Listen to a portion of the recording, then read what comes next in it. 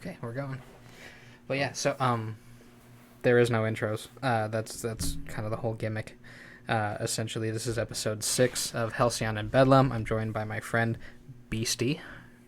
You can follow him on TikTok. Holy Beast underscores under each word, except for Beast. Yeah.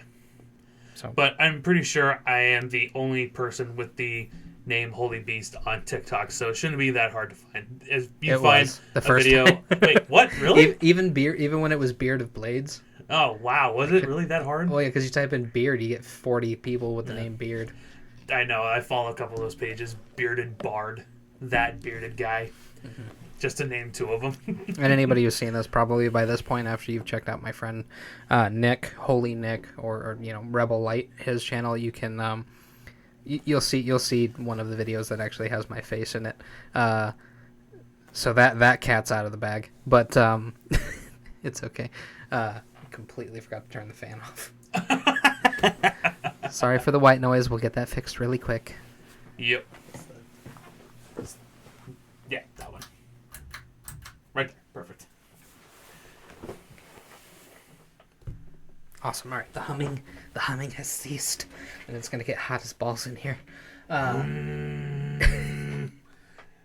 Mongolian throat singing to anybody that's cultured out there. I don't think I can do it professionally.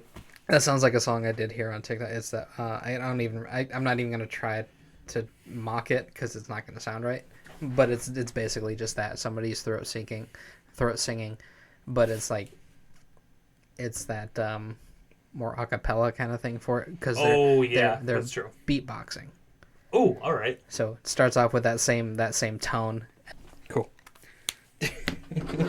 All right, so the topic of conversation today is medieval armaments. That includes weapons and armor, because that's what armaments mean, in case anybody didn't fucking know that already.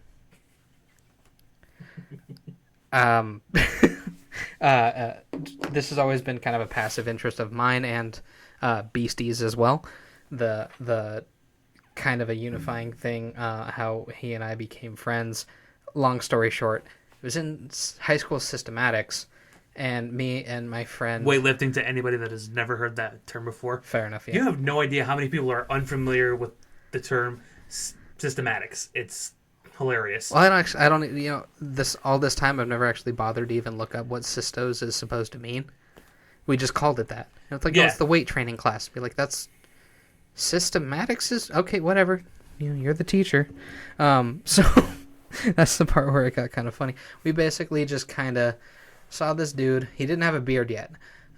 He had very long hair, and me and my friend Bigfoot. His actual name's Kyle, but that's beside the point. We just kind of saw everybody else in there. We needed a third for weights. For some reason, they wanted us to be in a minimum of a group of 3. We're like, that one looks like he's not going to irritate the shit out of us. And we just walked up and started talking to him about Disturbed. Yeah, you were my introduction to a lot of things, including modern metal music, and to this day I still listen to Disturbed. Well, you were wearing a band t-shirt at the time. I think you knew them beforehand. No, I didn't hear about them until I met you. Interesting. And I didn't have long hair then. Maybe it must have been a long time. Well, it was long enough that it was past your eyebrows. Actually, yeah, that's about fair. Yeah. At that point, I had actually started growing my hair out because a part of me wanted to try to be like Heath Ledger's Joker. No, that's fair. But, no, after a while, it was also because I was just sick of spending money on getting my hair cut, and I just enjoyed having long hair. See, I went the opposite direction of that. I'm extraordinarily cheap, and I just bought a pair of clippers. My haircut's really simple, so I just... That's it. Yeah. It's just a 3 or a 4 around the sides, an 8 on a 7 on the top, and then I just trim the front. Funny thing was, without my beard and the length of hair that I had back in the day, I was like a little white Gabriel Iglesias. Actually, yeah, that's pretty accurate. I mean... Which is funny, because I'm the one who's Hispanic. Yeah, it is kind of funny. Oh my god. But that's how we became friends. Been friends since then. To make a very long story short, this is how we came to this conversation today. my family does blacksmithing. I wouldn't say that I was the introduction for him for that as well, but it probably helped contribute since I had a shitload of swords and axes and a bunch of stuff like that growing up. Oh, yeah. It was definitely a heavy contributor. Yeah. I mean, for a lot of us who grew up in the early 90s, a lot of our favorite shows had very prominent weapons in them, or at least anybody that grew up with anything that even they still do now. They just look like 80s. Minecraft bullshit. Yeah. We had He-Man and his power sword. We had Lion-O and the Sword of Omens. We had the Ninja Turtles and their ninja weapons. We had, well, I know I had freaking Power Rangers. I can definitely attest to swords and guns both in one. Yup. I could definitely attest to the Power Ninja Turtles part. That's the joke for my handle, Rocksteady. Like I'm the bastard cousin of Rocksteady. That's the whole joke. I love that. That's awesome. That was actually stupid because it evolved from an auto-generated Xbox 360 tag, Steady Bump. Oh yeah, I remember that tag. Yeah, and I always hated the last part of it. People just called me Steady. I was fine with that. And then this German dude kept insisting on calling me Bump. So I just I changed it. I was trying to think of stuff to change it for like 8 months. That's how long it took for me to come up with REC, Steady. But yeah, very much like that. There's the whole. I promise this ties into what we're talking about with medieval shit, because the first kind of interesting thing about it is that everything has a certain evolution to it, and it all starts and stems from something important. Mm-hmm. In terms of my tag, it was, what am I comfortable with being called if this gets to a point where it's worth a shit to people on the internet. If it's not, fantastic. I still have recordings of some of the best conversations I've had with some of my friends. Totally chill. That's actually how this started, by the way. I had a lot of really great, really long conversations with my friend Nick, with Kyle, with you, and I always got annoyed at the fact that I couldn't remember every single little detail from all of those conversations. So I thought, why don't I just fucking record them and put them on YouTube? That's how this happened. Oh, hey. It's definitely a fun idea. Yeah. I'm definitely glad we're doing this. This is a topic I don't get to talk a lot about with people because there's not a lot of people that are as interested in this as I am. Mm-hmm. I mean, I remember when I started binge watching Forged in Fire when it was on Hulu, when I was living with my sister, her husband, and my 2 nieces, but they quickly got into the show just because everybody that was on the show was so likable, even the judges. I mean, anyone who's ever watched the show absolutely adores Doug Marcaida and his childlike joy chopping into ballistics dummies, and everyone loves his little catchphrase that's not even a catchphrase, it's just the fact that he's Filipino and his accent that's how it comes out. It will kill. But everyone just absolutely loves it. So I love that after like 2 or 3 seasons of the show, that was kind of the thing that a lot of the contestants kept saying. It was just like, I just want to hear him say it. I don't care if I win the money. Like, if I can get Doug to say it will kill, then I have succeeded as a smith. They don't care about any of the other judges doing any of their shit. Just the one guy. Well, kind of. I mean, to hear Doug Marcaida say that their weapon will do what it's supposed to do, kill, definitely. Mm-hmm. But I think the one thing that they dread, but hope that they survive, is no, not Doug breaking it. Jay Nielsen breaking. That's a good one too. The original first judge, the ABS Mastersmith. That man is a blade destroyer. The fact that he has not been severely damaged, I mean, sure, he's shocked his hand, maybe pulled a couple of muscles, and even gotten a couple of cuts because somebody didn't make a proper handle. Mm-hmm. That's one thing. But for a blade to, because several of them have broken when he has swung, that they have not somehow managed to fly back into his face or into a vital part on his body, still surprises me to this day. I like to think that speaks to a certain attitude that people have towards weapons that's hard to kind of get out. Like one bad thing happens, and of course in a war, a bunch of bad shit's going to happen, so you're going to hear the story. They're going to be memorable. If a guy hucks an axe and it cleaves somebody's head off, people are going to remember that. If a guy goes to swing his blade and it shatters and one of the shards catches him in the neck, people are going to remember that. Mm-hmm. So of course those are the stories you're going to hear about this kind of stuff. But for the most part, when this stuff bends and breaks and cracks and all that kind of stuff, it's really more of an isolated thing. Usually these things are very well made. Mm-hmm. So usually they're very well made. Yeah. Obviously, when you're on a competition show and you're given certain time periods, there's a lot of variables that are going to hinder your ability to make something that's pretty good quality, especially if you're challenged to do something that you've never done before. I mean... Oh, yeah. Well, like in my case, I've never done Damascus. Yeah. That would fuck me up in this competition, because I've never done it. I tried doing it one time. I found out very quickly that you can't just fold shit and beat it until it sticks. Yeah, no. I've learned that too from watching this show. You have to constantly clean it. You have to flux it and keep cleaning it every time you fold it. For anyone that's never heard of the term Damascus or doesn't know what that is, it's when you take different types of metal with different bright, like say, nickel content, and when you blend it together basically and get a pretty good polish on it, you're able to get a pretty sick patterning after you've treated it with acid. Yeah, after you've polished it as smooth as possible and then you dip it in acid, the different nickel content in the metals are going to show colored patterns almost like tiger stripes. Yeah, because it's commonly called Damascus steel, but technically speaking, it's more pattern welded. Damascus steel is an art form that's been lost a long time ago. Think of it, for the nerds that are probably listening to this, think of Valyrian steel from Game of Thrones. Yeah. Valyrian steel is heavily inspired by the traditions of Damascus. In fact, a lot of the swords on that show have Damascus patterns.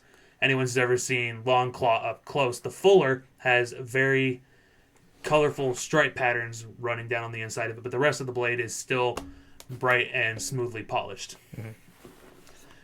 But despite that, it's still a pretty cool art form in blade making, because you can do several different types of blade pattern designs. You can do what's called tiger stripe. You can do what's called raindrop. You can do ladder pattern. You can do shark teeth. There are so many different types of patterns that you can do with Damascus, not just with different types of color content, but even with different types of metal. To anybody that's ever heard of making canister Damascus, where you take powdered metal and then stick other maybe softer metals, whether you're using ball bearings, railroad spikes, fish hooks, you name it, you can make a blade out of it, just as long as the high carbon steel that you're using stays on your edge. But even then, you can create some pretty cool patterns. Shoot, watch the TV show on YouTube, Man-at-Arms Reforged. They made the scissor blade from Kill la Kill using nothing but scissors.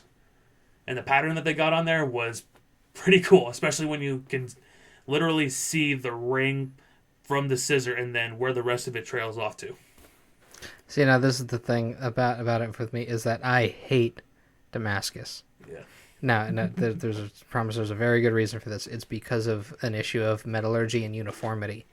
The reason why a lot of those blades chip, and you can see it if you look at the pattern very closely, it always chips along the edge of where the mild steel meets the high carbon steel when they do Damascus. Yep. And that's the part that fucks it up. Damascus looks very pretty, but ultimately it's 4 or 5 or more bars of metal made into the shape of a sword. It is not as strong as one solid block of the same kind of steel, be it mild or high carbon. Now, there is something to be said about the taco weld with it, you know, where you layer mild steel on the flats and the spine. I think the technical term for that would be sanmai. Yeah, that's it, sanmai. Yeah. I want to try the taco one. Mm-hmm. That's the one I'm looking most forward to. Basically, you just kind of take the thing, cut it, layer the one in the middle of it, and then kind of sandwich it together so that the spine is also mild steel, and then the core of it is high carbon. That one has some really good merit to it on account of the fact that the mild steel functions like a shock absorber, and the high carbon is the hard cutting edge. High carbon steel chips very easily compared to mild steel. Absolutely. Mild steel bends way too easily compared to high carbon. Oh yeah, and that's also, it makes me think of Japanese style blades. I've got a for those of you, just so you know, we're recording in my room that I have called my armory, where I have axes, swords, and other somewhat primitive stuff like some wood mallets and literally an antler bone that I use as a shillelagh hanging on my wall. And I've got a couple of traditional Japanese swords here, one of which is actually a functional replica of the bride's sword from Kill Bill. Anyone who's ever watched the forging process on a Japanese sword of any kind, a nodachi, the traditional katana, of course it's a brilliant art form, but the way that they forge their blades, making the spine soft and the edge sharp, makes it a pristine blade by all accounts, because your blade can stay sharp, but with a soft spine, you're least likely to have something that's going to shatter. Because if you had something that was just completely hard all around, more likely it's going to break at some point. Well, that's also why their style of combat using those blades was so intricate. Oh, yeah. And absolutely. A lot of it had to deal with hooking as opposed to slashing. Yeah. And because the edge of that blade was going to be so brittle compared to the rest of the blade, a lot of the hits and the blocks were performed with the spine of the blade, not with the edge. Exactly. Especially because the typical blade shape being that it's curved and the type of armor that they had at the time, slashing was not necessarily the best type of strike to use it with. So you have to use a different type. Same thing is true of the English style swords too, because you don't want to damage your edge. Yep. Most of the blocks are done with the flat of the blade. You almost you don't do edge to edge combat like they show you in shitty movies made in the 80s and 90s. And even today. Yeah. But that's a conversation for another day, because I can go on a long tangent on that one, breaking down the styles of combat that are seen in movies today. But how about we just jump right into what we were intending to get into. All right. Which was what again? So it was essentially the medieval time period. The first thing about this here's the brief overview and introduction to it. Essentially, free-form discussion. This will go whichever direction it's going to go. Yep. But there's two main things to focus on here. So jumping into the part of the discussion that we were going to be focusing on for today, medieval weaponry. Now, the first thing that's really kind of funny about this whole situation is that when you say medieval, you think of a very specific time period. What you don't tend to think about is the fact that you're actually mentally picturing the end of that time period. Mm-hmm. Go look at channels like Shadiversity, or love that channel. Yeah, he's a good one. The only thing I don't like about Shad's channel is that he has a tendency to kind of circle back to the same point repeatedly. Granted, you can't usually talk about this type of stuff without changing subject matter. Yeah. For that extent of time, unless you're hammering home a point. So, not a criticism. It's just something that in my head is like, okay, I've already heard you say that. Don't change a thing, Shad, if you ever see this for some reason. Yeah, please don't. We love your channel. Yeah. Alternatively for that, Metatron is another good one for there. He focuses more on the historical aspect of it. And there's another guy who I will plug in the comments because I watch his videos all the time. I just do not remember the name of his channel ever. He is a very nice, kind-hearted person who talks about the historical side of it from the perspective of what it would be like to be a person living through this and doing these things. Are you talking about Scaligrim? It might be. Does he kind of look like if the Hound didn't get burnt? Maybe. Yeah, he's a pretty tall guy. He's got his long black hair. It's a little bit curly. Oh, maybe I'm thinking of somebody else then. Yeah, I'll show you after this. There are a lot of medieval channel plugs that we can make in here, but those are my three favorites. Yeah, Scaligrim, Shadiversity, Metatron, definitely channels you should check out. They're the guys that I would recommend you would check out if you want to look not just on the historical side of weaponry, but the technical uses and even where was I going with that? The type of combat that was used, because the couple of the guys, of it too. The practicality of it, and then also just the occasional fun stuff. Like talking about lightsaber combat and how everybody who thinks that you don't use it like a normal sword is full of shit. But that's a topic for another day. I've actually made several comments on that on my TikTok page where somebody made the challenge, what's something you're supposed to like, but you find slightly annoying? It's why I don't think it should be recognized as an official sport by the Fencing Federation, lightsaber combat as it is right now. It's fucking no, because it's fucking stupid. I studied, and yes, there is a difference. Don't let anybody tell you this otherwise. It all has the same foundations, but English, French, and Italian styles of fencing. They use different blades for large portions of their history, so their fencing philosophies and styles and stuff has a very different attitude towards them. I'm a little out of practice with this kind of stuff, but it largely informed the majority of the style of swordsmanship that I personally have developed as a result of the varying things that I've practiced with. Yep, and it's also the most prevalent in today's day and age. It's the type of combat that you can learn most effectively from just about anybody who practices any kind of historical European martial art, whether it be fencing, saber combat, long sword combat, or short sword combat. Well, I would say it's the newest and the most relevant. After the advancements of the guns at the ass end of the medieval period, yep. heavy armors just weren't a thing that you needed anymore. And when I say heavy, I don't mean like you're not walking around with 1/4-inch thick plate.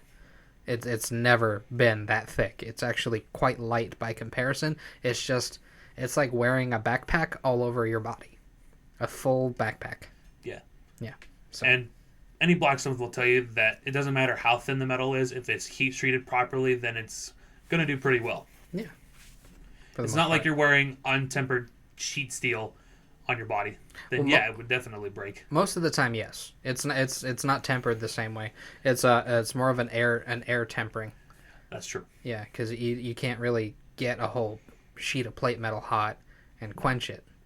But some of it's going to end up being hotter than the rest of it. So you solve that problem with thickness. Mm-hmm. So like if I'm making a breastplate, I'm going to start at the core of the breastplate and draw it out. No, that's going to make the breastplate a lot thinner towards the middle. So alternatively, you go the other way with it. You start with a good sized block and you draw out the edges and you work your way closer into the middle. So that way the middle of it is going to stay pretty strong and rigid compared to the rest. You might even reinforce this with the spine. Mm-hmm. But that's beside the point. Circling back to the very beginning of the Middle Ages, essentially the starting point for this is going to be Roman style armor. So mostly leather, no chainmail yet, but some pretty durable undercloth material, a tunic, if you would. Mm-hmm. But yeah, and very minimal and lightweight for the particular region. Chest plate, shield, maybe some armor bracers for the forearms, sandals, and a helmet, and then a double-edged short sword with the traditional rounded pommel, but a very small guard. And there was steel mixed into this too. It was absolutely. It was layered over the shoulder guards. It was layered around the forearm and the wrist. Yep. And most importantly, that shape that you saw in like the Spartan style armor, where it was essentially a combat vest, but almost completely made out of bronze, or in this case, the Roman side of it, it was a kind of layered scale type of steel. If it was very, very well made. But for the most common foot soldier, it was almost quite literally just a single plate of armor next to another plate of armor attached to a shirt. Yeah, pretty much. So, still good stuff. Oh, yeah. And we can't forget about their spears. Yes. Because if you've got a type of warrior that uses a very massive shield in their traditional forms of combat, then spears are also going to be very prevalent, which is why their swords were traditionally short. Oh, yeah. They didn't have to worry about long range if they had their spears on hand. The short sword, which would be the Roman gladius, I'd prefer was that kind of their secondary. Short range knife and sword distance, mid range spear distance, and then long range would be arrows. Yeah, that makes sense.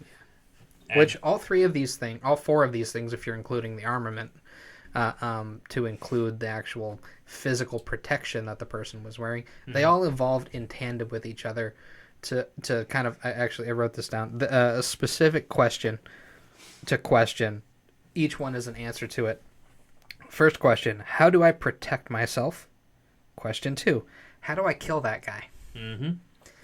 And as we're both answering these questions, so if we put this in the context of like an immortal warrior going through this, but still not wanting to get himself through some physical damage, if he was going along with this, that's effectively what would happen. He would just make small adjustments to the armor that he had, change his style of fighting as a result, and adapt to the times. Because as people got better weapons, better arms, overall, they were able to change things at a monumental level. So the very first things to consider in this is that not a lot of these people were very wealthy. Not a lot of them were very well off.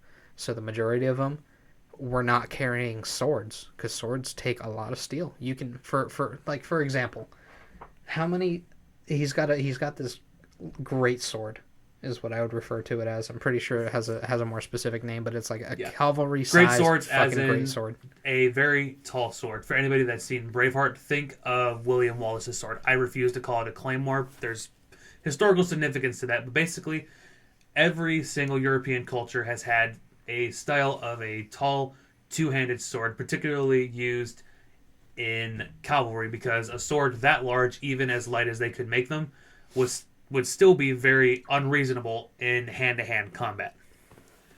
Unless you were constantly swinging it. Unless you were constantly swinging it, yeah. That's a misconception too in regards to this too, is that there's an idea that swinging these things around look like Bloodborne characters or Dark Souls bosses. Yeah. No, nope. You're swinging this thing, it is constantly moving. I found that out because I have I don't know why, I don't know what possessed me to make this thing, but I have a two-handed executioner style battle axe. I remember that thing. The head weighs like 15, maybe 20 pounds. I have weighed it once. I can't remember what it weighs exactly, but it is it's quarter inch steel, fucking like just massive blades. 14 inches from tip to tip, and I want to say it's 25 inches from the peak of the blade to the peak of the other blade. So that's how big this thing is at the start. I, at 15, use that as a primary method of exercise. I would swing that thing around. I would practice with it. That's where most of my movement speed came from. That's where the majority of my upper body strength and core strength came from.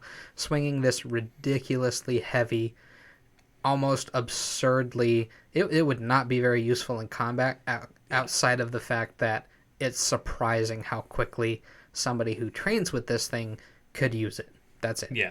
Now, I also want to take back a point that I had said before, saying that it wasn't necessarily something that was common, because technically speaking, it was common. I actually do own a book on two-handed sword fighting, particularly with a sword style similar to a greatsword, but the one that I have, it's significantly heavier than the ones they would have used back in the day. They would have made them a lot lighter, and they would have done a lot more intricate detail work to make it stand out more. They would have given it, to lighten the blade, they would have given it a thinner but a very curvy blade. I don't know. I'd say that what you have for it now, that's a very good quality of leather at the handle.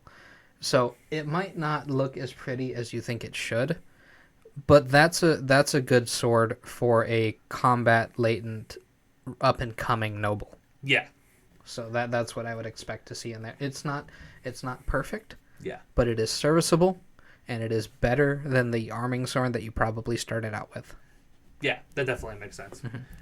But that's not usually what these people had. So the point that I was going to make with it, how many arrowheads, how many spear tips, how many axe blades do you think you could get out of the same kind of steel? Ooh, you could probably get at least a couple hundred arrowheads out of that, maybe a few dozen spearheads, and at least a dozen axe heads.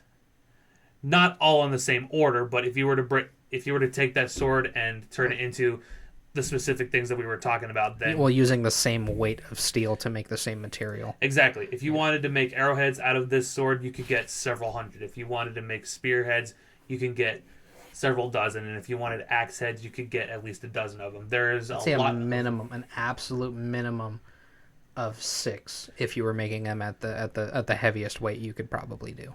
Yeah. Minimal. Definitely a few more. Yeah. But yeah, as a result of that, of course, they would have to go with the option to, and this is the case with a lot of weapons and even armor and protective gear at the time. It's what's the most effective and what's also the most affordable. Something that a lot of people, I don't think, realize in terms of armor. Because you would think, oh, they'd probably give their all to create something that is absolutely going to protect them. Not necessarily. Well, the same thing's true now. If I could buy fucking riot armor, I would. I can't afford it. Yeah, so exactly. Instead, as a result, I'm just going to have a shotgun.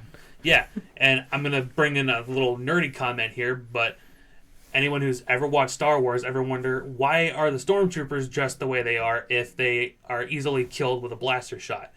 Well, they tried to explain a lot of this bullshit in lore, but none of it makes sense when you actually see what's on screen. That's why, realistically, you would have to consider, well, how much does that armor cost, and how many troops do they have to armor? Because this isn't a militia group in ancient Rome. This is... Or a Mandalorian. Or this is dedicating all of his resources towards his armaments. Exactly. This is a literally galaxy-wide army. That is more than any army that exists in our current reality. So you're going to have to make some sacrifices, including getting something that is the most cost-effective and does at least the basics of what you're looking for. And that's the case with a lot of this armor. They made the best that they could with the materials that they had to outfit them with the number of troops that they had.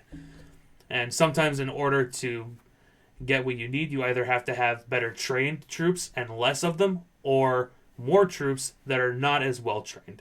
There are several different trade-offs that you can get in any of these situations. So using as minimal resources as possible, but also making them the most effective that you possibly can, which is why a lot of the spears, they're not full metal spears, it's just the metal head, and the shaft is very lightweight wood. Yeah. And the same thing with the shield.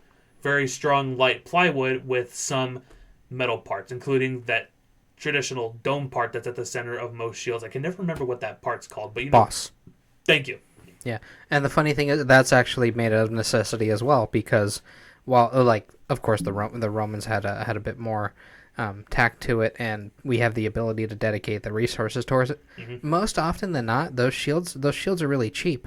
So, if you wanted to, we could make a run to Home Depot, buy a couple wood slots and a metal bar, or I'm sorry, a long metal strip, and essentially get that thing into a shape.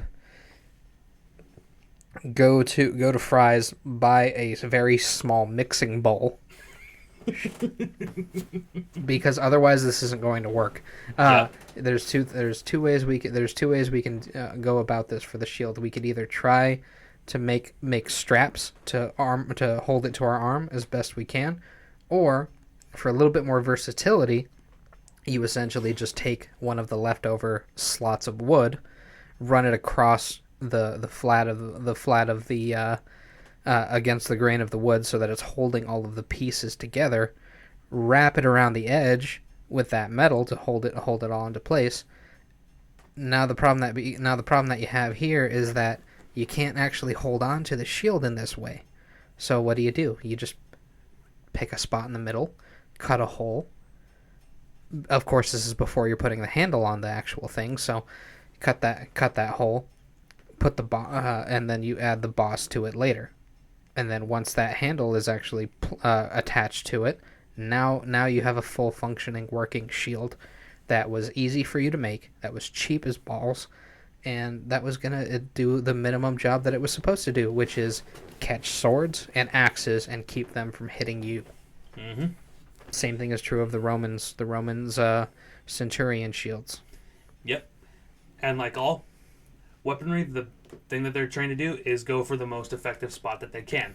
Now, obviously, the most vital parts are in your midsection, which is why it was such a heavily protected area, and why it's always the main area that's protected nowadays. You think of military armor, so you want to kill somebody, you want to stab you in the heart, stab you in the midsection, anywhere in your torso region. Because sure, there are definitely vital spots in other parts of your body. There are the arteries that are in your arms. There are the arteries in your legs. You nick those, and yeah, you're screwed. But they're not always the most practical spot to aim for.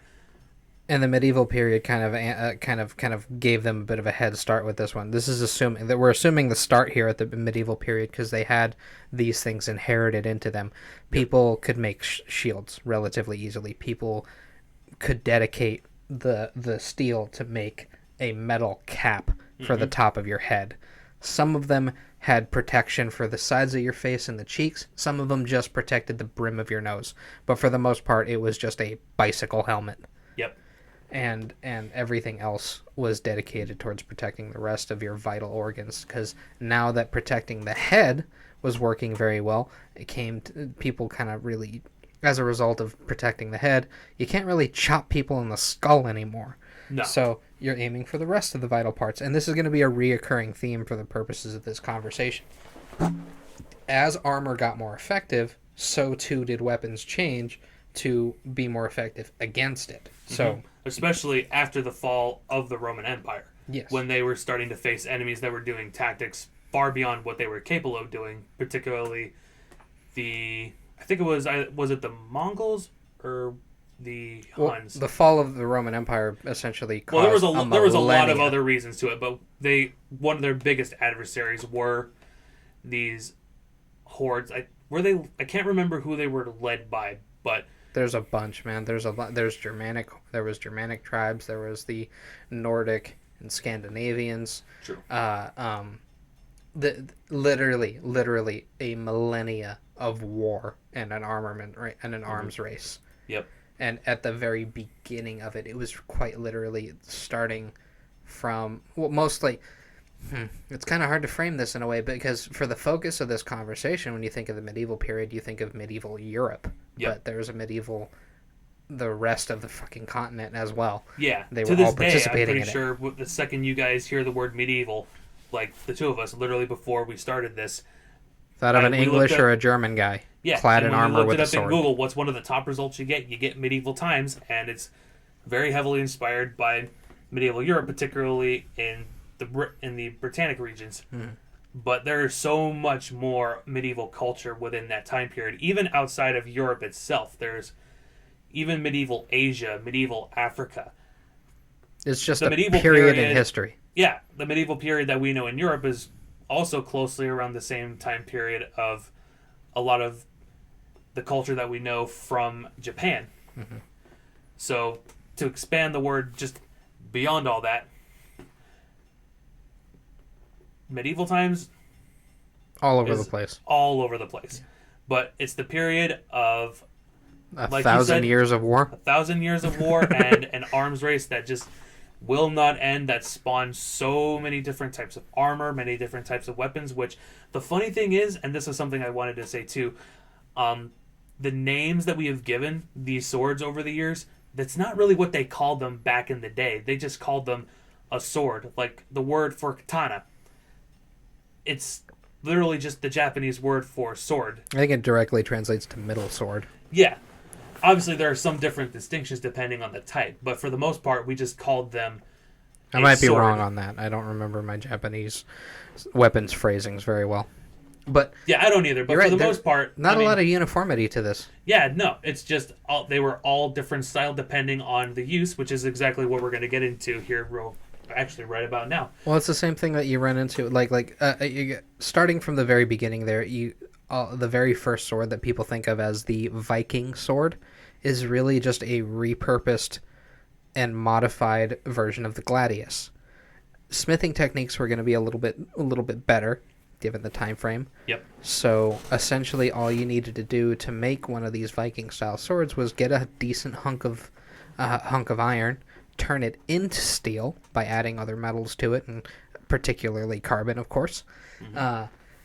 Draw it out to roughly the same length, but instead of having that sharp pointed end that the gladius and the Roman Greek style swords typically had, you rounded it out a lot more.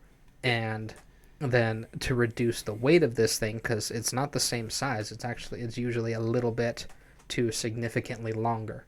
It's going to be a little bit closer to what you would think of as a medieval arming sword. That's going to be the next step up from the one that I'm referring to. But you then used a big ass whetstone to grind a fuller into it to reduce the weight of the blade. Fuller being that part of a blade that is basically a channel that runs from the hilt to either halfway down, partway, or all the way to the tip of a blade. Particularly the Viking swords that we're referring to, they had fullers that went almost all the way to the tip of your blade. Now, the common misconception on that one, because a lot of people assume that the reason for this channel was blood groove. Exactly, but no. What that does is it actually lightens your blade just enough to make it a little more functional. You never want them to be over 4 pounds. Exactly, especially if you're wielding something in one hand. No matter your size, no matter how Billy Badass you think you are, a 2.5 to 3 pound blade is starting to get on the heavy side. Exactly. Yeah. So once you're starting off from that point there, the next question becomes, how else can I protect myself? These are the weapons that I'm dealing with. How do I protect myself? And then some asshole came up with chain. And then they thought of putting a bunch of chains together. So there's a misconception that you call this chain mail. No, it's just mail armor. It's spelled the same too. It's super funny. But now this mail is tie. basically. Now this it's called the original mail armor is essentially just a shirt made out of little rings. So I can understand where the misconception of chainmail came from. You could find out more about this by watching Shad's video on the exact same topic. But the reason that, and this is a super funny, one of the reasons why I wanted to have this discussion with you is because we're circling back historically. There riot squads in Germany are, because there's no guns, people aren't using guns to fuck up the riot squads. They're using blades. So the riot squads in Europe are starting to wear mail armor again to combat knives. It's funny because Germany's had a hilarious history in terms of weapons. I mean, not to get into the darker aspects of that and get way too political on here, but their metal was also really good by comparison to most other people's. Oh yeah, but one of the swords in my collection, it's called and I hope I don't butcher the accent or the enunciation, but it's called the Crossmester Sword, which in German translates to big knife. Reason for this hilarious name and the invention of this particular sword was there was a period of time where swords were banned to be owned. So their clever way of countering this was by making a big knife and calling it a big knife. So they were still able to have means of defense, but it being legal because it wasn't a sword, it was just a big knife. That happened a lot in Europe. This isn't just unique to Germany, too. But this one specifically I just thought was hilarious just because of the name itself, but yeah. Well, like your style of one-handed sword? By Roman Gladius? No, the arming sword. It's actually a English backsword. Gotcha. A lot of the weapons I have on my wall, by the way, are cold steel replicas. They make pretty decent, affordable, and simple designs. It's actually pretty good quality steel. Don't let anybody tell you otherwise. It is very good quality steel for what it is. Yeah, sure, the tests that they put them through can seem ridiculous, but as far as the weapons that I have... Forge and Fire, it's way worse there. Yeah, it's way worse there, but... Name me one reason I would need to smash my fucking blade into a steel rod. You wouldn't. Now, if my ice pick broke... maybe. Yeah, maybe. But then you'd probably use the hilt of your sword rather than the blade itself. Exactly. But all of the weapons that I have here are made out of good quality materials, and you can look these up so you can get an idea for yourself. But the one that he's referring to is a basket-handled sword called the English backsword. Above that one. And above that one is a... Because basket hilts and things like that came after the medieval we're period. definitely not there yet. Yeah. It is... the Norman it came after sword, the period of time that we're talking about. Yeah, that's true. Now, and the one that I have right above that one is the cold steel Norman sword, which is heavily similar to the Viking sword in terms of the very stylized pommel, the very wide singular groove that's running down the blade. Mm-hmm. And I'm so glad you brought that up in the way that you did, because that's kind of the whole point. One of the reason why the Falchion style swords, which is just a single edged long sword, was because of legality. A lot of people would have just had a double edged blade, but it got very, very closely associated with nobles. Now it started out with that style sword because that was still that the one-handed was still intended to be used with a shield, or at the very least intended to at its minimum be able to use with one hand so you can have a secondary anything in your other arm. The thing that happened was eventually as it evolved up the ranks, like you have the swords on the wall, and you got to the one that's behind you right there. Well, just as an example, you being a Christian, when you look at that, what does that look like? It looks like a cross. Mm-hmm. And this is something that they had also touched upon on an episode of Forged in Fire when they challenged their final two contestants to make Crusader swords. The European longsword or European short sword was heavily inspired by that particular blade because it resembled a cross, as Christianity had began to spread all throughout Europe during that time period. So it became a very prevalent style to use, but also not just for the sake of religious purposes, but also a very handy defense mechanism for your hand, not just for protection, but also as a way to catch and lock your opponent's own weapon if you manage to catch it when they're swinging it against you, and then go for a sweep. Think of the hook guards on a pair of sais in Japan. Mm-hmm. That's exactly what those prongs were used for. You could control your opponent's weapon more effectively if you had the means to catch them, since you can't use your own hands to do that. That's the same logic that went around into the basket hilts and things like that. Exactly. But primarily, this is why swords like don't get me wrong, they probably still would have been around because they are very useful, and it's much easier just to grind one edge of a blade. Yeah. But that is more of the common foot soldiers or common normal-ass dude sword. Mm-hmm. Now, granted, by this point in the history, the single-handed blades were no longer really being used. Of course, some asshole's still going to have one because he still wants to use sword and shield combat. Mm-hmm. That's just how that goes. And also because your infantry probably is not going to be able to afford as well as most other places are going to. Exactly, because everything still costs money. It doesn't matter how advanced things get. You've got to spend if you want to kill. So something came up as a result of this too, as these weapons started evolving to combat each other. Now, of course, people are still going to break bones wearing chainmail, mm-hmm. Getting chopped up by axes and stuff like that, and stabbed with swords and whatnot. Or smashed at with another weapon that started to come up during those time periods. It actually was also something even the Roman Empire used, which was Warhammers. Mm-hmm. And hard-tip blades. Exactly. And not to be confused with hammers like Thor's hammer, because that's traditionally not a hammer. That is a mallet, which that's not even what a forging hammer would look like. Exactly. Mm-hmm. Traditional war hammers were a lot smaller. It looked like a ground framing hammer. Exactly. But mixed with a tactical flashlight. Yep. Had a small spike on the back, and also the face of the head was forged in a way where there were several different points of contact to make it more effective of a smashing weapon. Mm-hmm. It's the difference between hitting something with, say, a hammer versus a railroad spike. If you focus your surface area to a small point, you're going to get much more penetrating power as opposed to something that's very flat. Mm-hmm. You shrink the surface area, all of that impact is going to be focused in that one spot, making it a much more devastating impact, especially if you're fighting against individuals that are in heavy armor, which is why the Warhammer was invented for these particular time periods, as metal armor began to be more and more commonly used. Yeah. Now we're getting a tad ahead of ourselves here. Do we want to cut back on that one then? Because I did feel like I jumped ahead.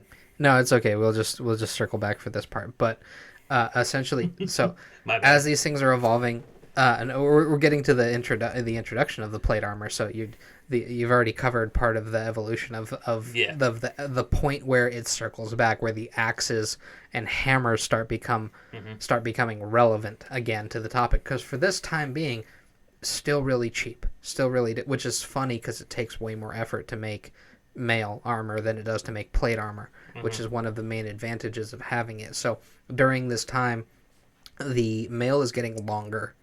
Yep. And as a result of that, you're starting to make more pointed weapons. So things like your arming sword, mm-hmm. and things of that nature. Essentially, you can just, as if I'm quoting Shat correctly, an arming sword is essentially any one-handed, not that long sword. The long and the short of it. Ha. But during this time, you had to focus on penetrating power because the slashing and cutting up of people was not going to be possible with the mail, and especially since the mail is essentially covering the entirety of the person aside from their hands, and you've solved that problem both in part with the shield and also with the handguard. The main difference between the gladius and the original Germanic, Nordic kind of knockoff of that, the Viking sword, as everybody likes to refer to it, is that it had a steel guard. Oh, yeah. If you ever get a chance to look up the history of the Ulfberg, because I'm not saying that correctly, but it is kind of sad. They thought they had hundreds of them. Turns out the majority of them, complete forgeries. It was unironically forgeries. So yeah, and the whole reason they discovered that they really only had like 12 authentic ones was because of a fucking spelling mistake. If you want a brief history on that one, you can look up the episode of Man at Arms Reforged where they made their own Ulfberg style blade. Their smith Ilya, who was also on an episode of Forged in Fire where he won the competition with a very well crafted shield, explains this in detail, that they can be split into three particular categories, where Group A were the actual ones, Group B weren't necessarily forges, Fakes. but they weren't horribly constructed. They were still really well made blades, but they were more so traditional Viking swords. Yeah. And then of course Group C, your absolute fakes. Yeah. I would say the group B was forgeries. They were just forgeries made by somebody who was a competent smith. Yeah, that's definitely a good way. And then you got the asshole who heard the name but had never seen it spelled before and fucked up the spelling, mass produced a bunch of garbage, and probably got quite a few people killed with their fucked up blades. Now, here's the thing that was like the most sad about this, is that the reason we don't have a lot of these, even though the smith himself, or the style of blade, whatever it was, because I don't know if they ever actually covered it, if it was a single person, or if like Uthbert was just the name of that style of sword, and there was like a whole group of people who knew how to make them. I think if I remember correctly, it was just the style of the blade itself, particularly with the spelling of the word being forged into the blade, usually using soft metals like iron just to spell it out so it could stand out more. Yeah, so they chiseled into it, which is kind of dumb because it weakens the integrity of the blade.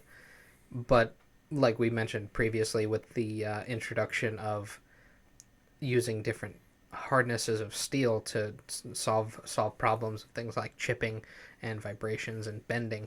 So you used hard steel for the edge and the integrity of the blade, and then you used mild soft steel for the core, which kept it from bending and cracking too much. So and allowed plenty of flex, which is definitely an important thing, especially in chainmail, if you're using a weapon where you need to have some kind of puncturing capability in order to make it through those small spaces, which was partly the reason why chainmail was also, even though it might have been effective in some ways, was also very ineffective. It had plenty of small spaces where if you even got a little nick was enough to break it. Now this is the part where it gets kind of funny, because there's two physics answers for how to solve the problem of penetrating mail. The first one is more force. So same stuff, harder, bigger, that kind of stuff. That you saw more so with the advancements of war picks and things like that. Granted, those became way more prevalent when plate armor started coming around. So instead you saw steel-tipped arrows that were essentially diamond-shaped. Those were fantastic. They weren't perfect all the time, of course, but they did a decent enough job penetrating mail armor, or at least aiming for soft spots. Same thing happened with swords edges. You tapered the blade a lot more, so you'd be able to penetrate that type of armor. Those didn't really come out of fashion, because it just you kind of kept going on with tapering the edges to try to find like you said, those very small spaces where you can separate armor from person. And it's not to say that you couldn't also chop into plate armor, or chainmail, but the problem is that it's not always going to be an effective cut if you're against a competent opponent who is able to counter your move. Yeah. Because slashes and chops, those are very powerful. Powerful, yeah, that would be the right word. Against anything else. Against anything else. They take the word that I was looking for, they would take way too much effort to get a strike, where it takes little effort just to work around a small space and to find one vulnerable spot with a basic stab. Yep. Unfortunately, as humans go, you're running into two problems with the armor, because the alternative here is clearly plate armor is going to be the next logical step. You're already integrating into your mail to protect you from those chopping smashes and things like that, and also from the arrows, because despite the fact that it's the same type of metal and all that kind of stuff, because people have a hard time discerning the difference between what is physically possible versus what they see based off of a scientific principle that they don't really understand. Mm-hmm. See the scratch test. That'll never not be funny to me, because yes, technically speaking, if you rub a diamond on steel, the diamond will scratch the steel will not scratch the diamond. However, if you make a diamond shield and I swing a sword at it, the diamond shield is going to fucking shatter. Because it is dog shit material. Whereas the steel has enough versatility in the physics department, flexible enough, soft enough that it can be worked with and made to be useful for a longer period of time, but not so much so that it's going to be like gold and bend the first time you chop at something that's not human shaped with it. So yeah. You'd be much better having a bronze shield than a diamond shield. Yep, ironically. Yeah, which was actually something that they had a lot of, but that would be way back into ancient culture, ancient Greece. Yeah, ancient Greek and Rome. And even ancient Egypt. Mm-hmm. Steel hadn't quite been something that was useful yet. But, let alone iron. But even just so simply as iron, steel wasn't even invented. Iron wasn't even really in use. But circling back up to this, we'll skip a couple of minor steps, because then of course you had the advancements of full breastplates and full arm types of armor. Things like metal sheathing sleeves and things like that. Those were fantastic for solving this bracers, paladons, I think is what they were called, those shoulder bits. Even just greaves over the legs. So much easier to move in gambeson and greaves than it is to move in a fucking male set of pants. And of course, a little nod to one of my favorite bands, Sabaton. The metal, or the part of the armor that covers your foot. Which, I gotta wonder, was that just a joke on their end? Maybe. I mean, any other name probably would have been cool. Shoulder armor or even chest armor, but the one for your foot, Sabaton, that had to have been a joke. It has to be. I mean, it sounds cool. Oh yeah, it still sounds cool either way. Those kind of things, it reminds me of, like, I love those little jokes in there too, because I don't understand them. Like, I watch anime, so you hear that kind of stuff where somebody says their name and they start giggling because it's funny in that language. But then when I hear it, I'm like, that just sounds like a normal name. So you just run into that kind of stuff. Sabaton sounds cool. It's like that. It'll never make me not laugh. It's that joke in Count of Monte Cristo, where they go like, "Your pirate name is Zatara," and he goes, "It sounds fierce." Fearsome. It means driftwood. I love that movie. That's fucking great. Fun nerd comment to anybody who has not seen that movie. I do recommend that you watch it. It's pretty good adaptation on the book of the same name. Specifically the one in 2004? Yes. I think is when it was released. There are two prominent actors in that movie that you guys are probably familiar with. For those on my end who have ever seen The Passion of the Christ, the guy who plays the main character is the same guy that played Jesus Christ in The Passion of the Christ. But what a lot of people tend to forget is a very popular nerdy British actor by the name of Henry Cavill is also in that movie. He played the son of the main character, but spoiler alert, he doesn't find that out until the end of the movie. So, sorry, I should have given you a spoiler warning. I'll edit that part out. I forgot about that part. Or maybe I won't. Fuck him. The movie's been out since 2004. He should have seen it by now. Yeah, the movie's been out for a long time. At this point, You don't get a spoiler warning. Oh, what are we doing? I'm trying to look it up, but I can't remember. 2002, actually. Came out in 2002. Fuck, I'm old. Did you feel Dude, we're old. Did you feel your knees hurt when I said 2002? A little bit, yeah. I mean, we're guys in our late 20s. That hurts. It does.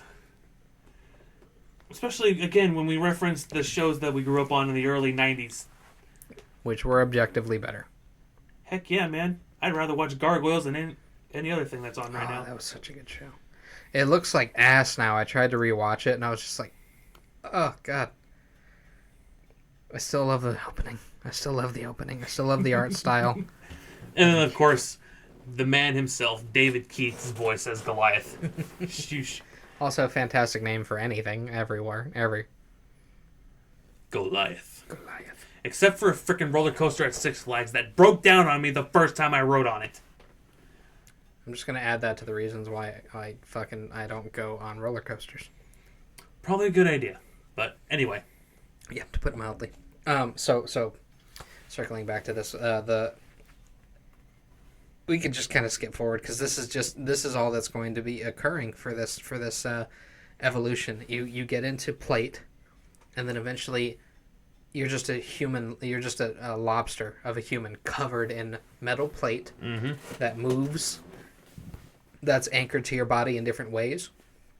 Mail is still a part of this for a wide majority of the time. Armor has become a thing well into the Crusades, because as people will realize, the advancements of the helmets at this time were also trying to solve the same type of problems.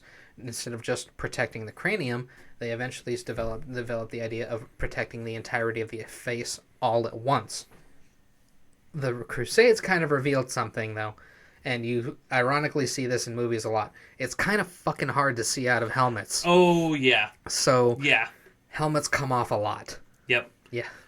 Because, to be fair, it'd be better to see what you're doing and better defend yourself against a headshot than risking somebody stabbing you in a vital spot that's not protected and then lose the fight altogether because you couldn't see what you were doing.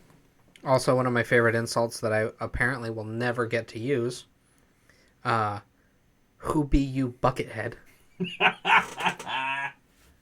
Mostly because that's the Crusader Helm, this is just a tidbit here. Helm and helmet can be used interchangeably. They mean the same thing. They're in reference to the same thing. At one point, a helm was specifically referring to a type of armored hat that also protected your face. That was when that word came to be. It was just to make a distinction between the two things, but eventually the word died out. Helm and helmet are the same fucking word. There. That's the end of that conversation. But one of the things you and I had talked about this when I was showing you that you could order some of the Crusader helmets on Amazon. Oh yeah, you can. Not all of them are fantastic quality. Yeah, nope. But there's two of them on there that are one of the things that sparked me wanting to have this conversation with you, because I wanted the more pointed style Crusader helm. Yep. The one that makes you look like an armored conehead. It looks like a cock. I'm not even going to dance around it. It looks like a cock with a brass cross tattooed on the front of it. It's the same fucking shape. It's just slightly, it's a little bit pointier. Anyway, but that's what happened. So as a result, you there was a bit of a callback to the previous forms of the armor. I think, if I'm not mistaken, the Crusader's flat helm was designed that way either because of a misconception in physics or because of the ease of production. It's a lot easier just to take a flat piece of metal and then wrap something around it and staple that shit together than it is to bevel it and ball it out so that it can actually take the hit from an axe. Oh yeah, absolutely. This is actually a forging technique that I've seen a couple of times, but it is a lot easier to forge something into the shape of the flat top helmet than it is to make it into a point by any means. So I'm either thinking that style Crusader helmet came about because it was easy to mass produce and they needed a shitload of them for all of the Crusader Knights. Yep. Or somebody thought it was a good idea to make a flat top on a fucking helmet, thinking that, oh, if they hit straight onto it, their head will be fine. It'll just get absorbed into their body. Turns out it makes your fucking neck hurt. Yeah. Because, compressing strikes to the top of the head make your neck not feel great. Mm-hmm. So as a result of that, very shortly after, they started making better Crusader style helmets that would protect their face and have a beveled top to it, so that glancing strikes became more common as opposed to straight down into the fucking shoulder type strikes. Mm-hmm. I think also maybe it was also a way to distinct different types of units, because I'm pretty sure during that particular time when the Arabic kingdoms of that time period were the Turkish empires, they were commonly wearing helmets that had that kind of rounded cone point on the top of their heads. Well, there's a good joke for this in Power Rangers. I want to say it was Jungle Force. They get surrounded, and then the one of them asks the other. This is when they started doing just 3 Rangers instead of the full team of 5. So 3 Rangers and then 2 random ones that would kind of also be Power Rangers, but were also some other shit at the same time. Anyway, all of the bad guys pop up. What do we do now? Red, without skipping a beat. Fight anybody who's not wearing a primary color.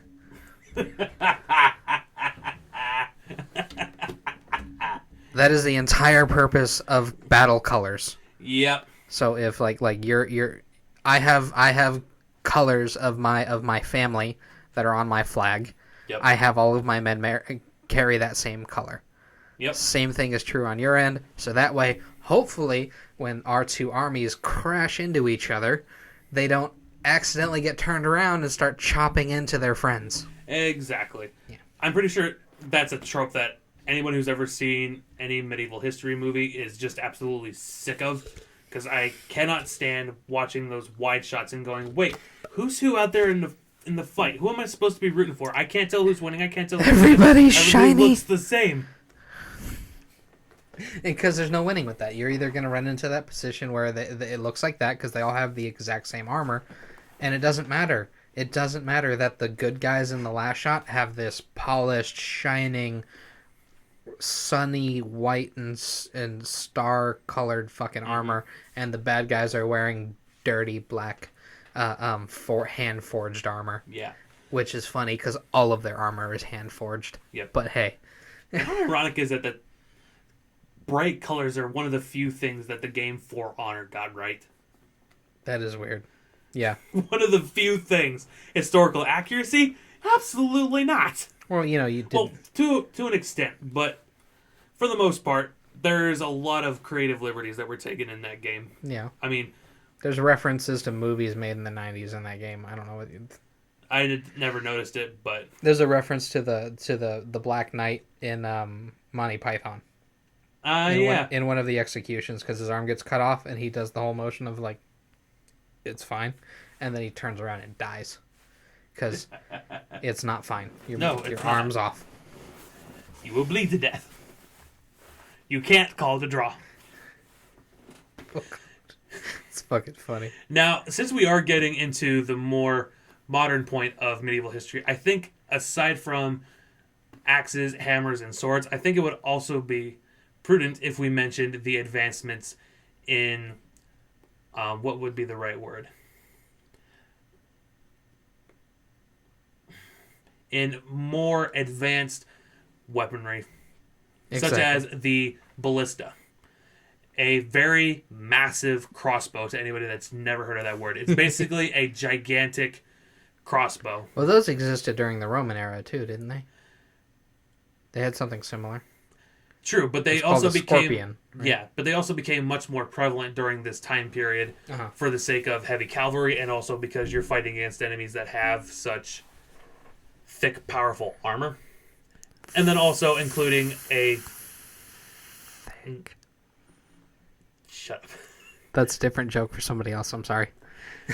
And then also considering that during these time periods, castle sieges also became a much more common thing to happen in any kind of conflict. And you could charge through your enemy all you want, but if you can't get through their castle, then there's really no point. Which is also kind of an advancement that we should also talk about, because that's where the Huns kind of like really. Oh wait, I want to say it was the Huns. I just vaguely heard about this like last week. Yeah. But basically, there was a strategy of intimidation. They were masters of siege warfare, and essentially what they did was they started out with one color tent. They put that out there, and then they made a threat. And if they didn't obey the threat, they put on another colored tent. That meant, okay, essentially the first one meant if you give up now, none of your people will be hurt. We're going to take all your shit, but nobody will be physically harmed unless they get in the way. The next colored tent meant every man of battle age is dead. Wow. The next colored tent meant everybody of battle age is dead. And we're going to be selling all of your women and children into slavery. And then the last one meant you're all fucking dead. Yeah. And we're taking your shit, of course. Yep, that sounds about right. I don't know if they ever make it all the way up to the very last one, but I'm pretty sure that they did, because you're going to have at least one or two of those really cocky kingdoms that are going to think, nah, you guys aren't going to do anything. We're not afraid of you. And then, no, well, we should have been. Next color tent comes up. Yeah, you should have been afraid of them. We still do stuff like that. Yeah, we like do. With the minutes to midnight clock and the depth cons and all that kind of stuff. Like we still use the same type of intimidation tactics because like as it gets closer to, it's basically those are all just like fatal versions of mom counting down from 3. I love that. Yeah, that's a great way to put it. Because just like with that, yeah, if mom makes it to 1, you get in the ass hand. Mom gets to 0. Well, if mom finishes counting, there should be a consequence to the action. Same thing is true in these regards too.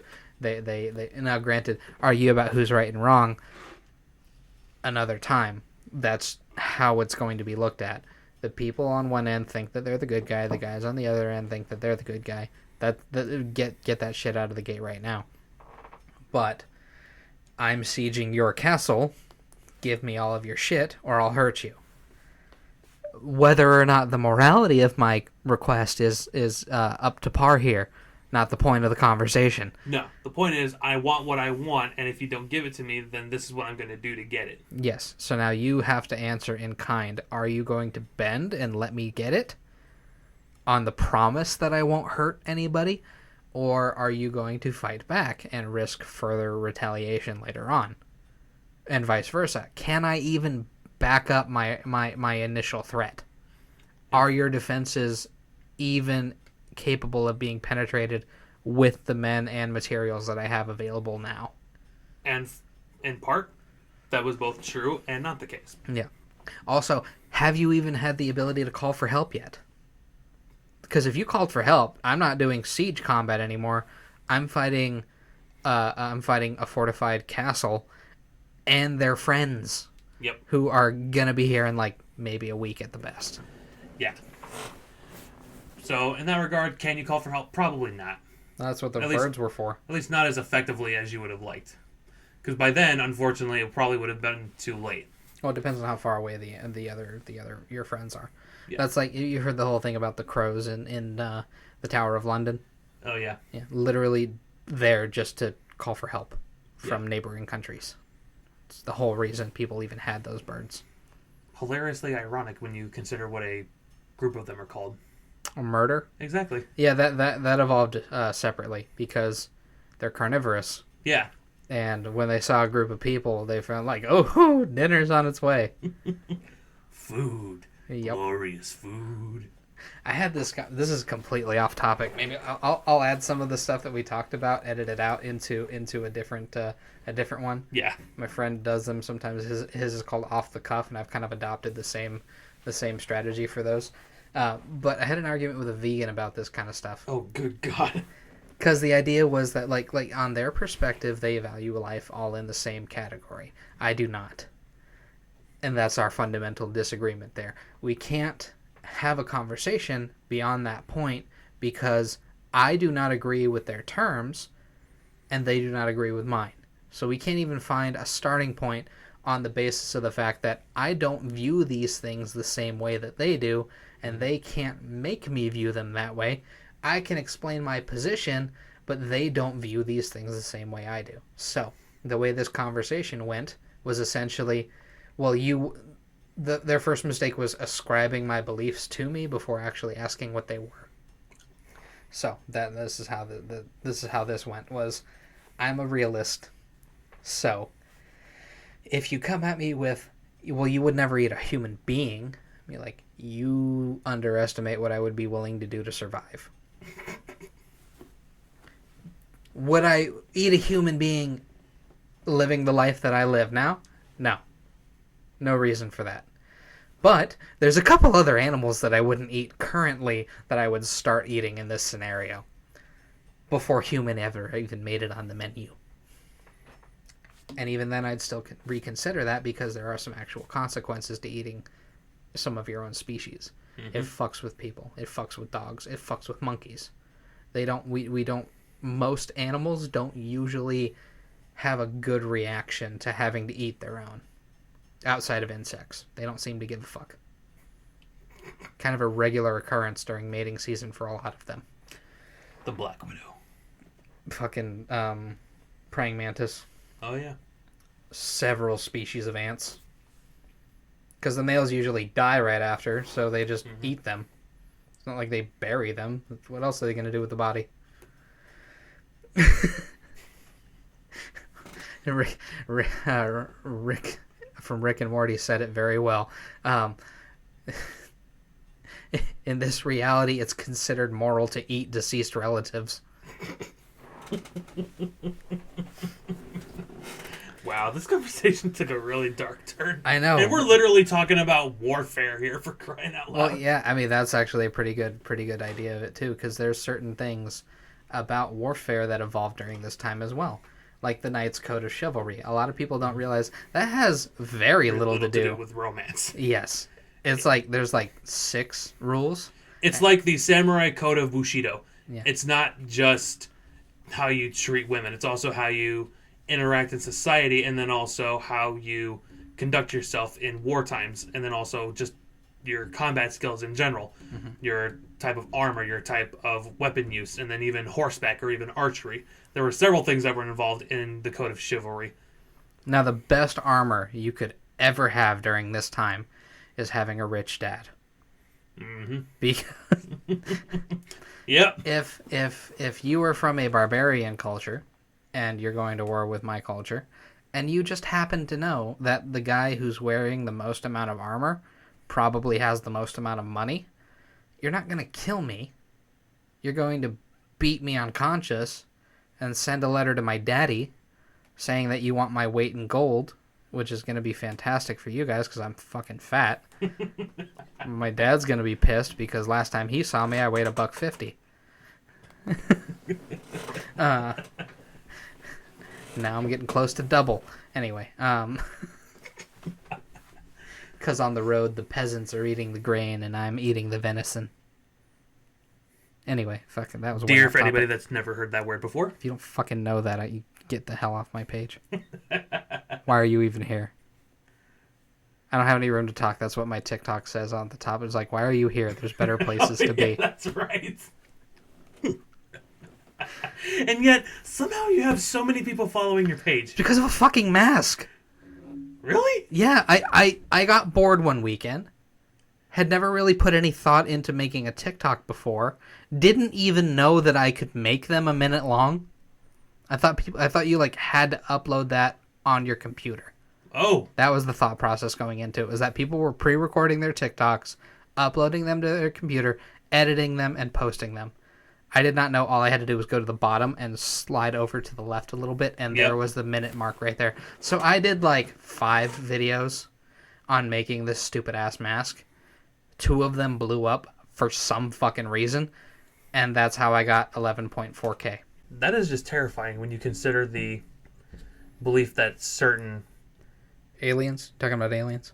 No, I was thinking certain tribes in the world, not sure what types in particular or what particular region, but some... Like the ones that have the blood gods, that kind of stuff? The ones that believe that if you consume certain areas of an individual that you have defeated, you could absorb that power. They're not but incorrect? No, they're not incorrect, but you just can't do that with a person. Yeah. Now, because obviously, if you're eating bull testicles, you're going to get a little extra testosterone in your system. Yeah, it's not going to work the way that they think it's going to work, or it's going to be like, oh, you're going to be fertile because of that. Yeah, no. But hey, doing stuff like that is going to get you a pretty good career after having a long-running Fear Factor show. Dude, I know the joke you're talking about too. The doctor says 6 weeks. I say 8 because I know how I fuck. Man, I still remember that episode of Fear Factor when they were in Vegas and they were eating bison testicles. Penises? No, testicles. And they were... No, you're thinking of a Gordon Ramsay joke now. Looks like a bull's penis. I'm pretty sure they've ate like cow. I'm pretty sure they've eaten bull dicks on Fear Factor. Probably. They've eaten penises on the show. I know that much. They've eaten just about anything on that show. Of what animal? Not sure. Yeah. Actually, if you get a chance to, I'll send you the first episode of it. My friend Nick, the one that I referenced 7 times already. Yeah. He is doing a series talking about a show that kind of possibly inspired Fear Factor called MTV's Fear. It's a ghost show where they basically give these contestants, they have 2 nights, complete a bunch of bullshit challenges, and if they do, they get $5,000.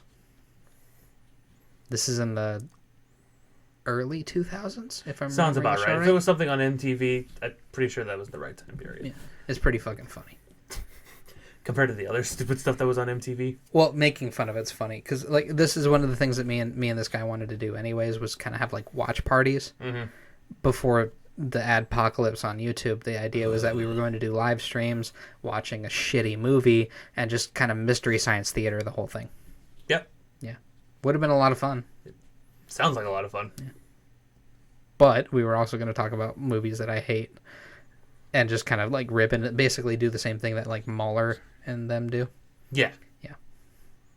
Stitch, I think, also.